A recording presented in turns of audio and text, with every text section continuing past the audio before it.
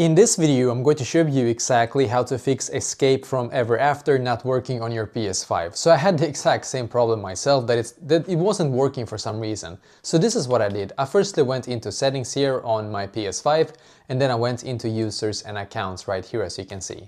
Then I just scrolled down, I clicked on other, and then I clicked on restore licenses, and then I selected Escape from Ever After. Then I just clicked on restore in the bottom right corner. And I'm just going to close this game as well, to be fair. It's just running in the background for some reason. But just wait for it to completely update here, as you can see.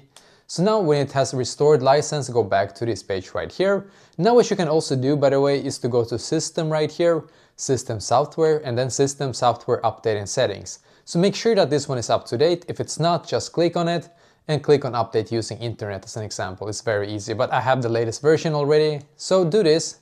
Then go back into the game and hopefully it's going to work for you as well as it does for me now here, as you can see. So it should hopefully fix it for you.